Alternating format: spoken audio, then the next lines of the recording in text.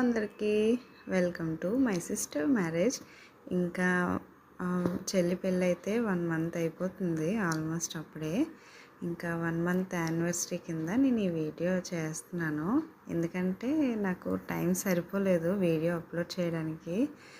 ఇంకా షార్ట్స్కే మాటలు కూడా నాకు తడబడుతూ వస్తున్నాయి. ఇంకా వీడియో పెట్టడానికంటే నాకు చాలా భయంగా ఉంది. అసలు వ్లాగర్స్ అసలు ఎలా మాట్లాడతారో తెలియదు, కానీ చాలా కష్టంగా ఉంది వీడియో అంత లెంతీగా మాట్లాడాలంటే.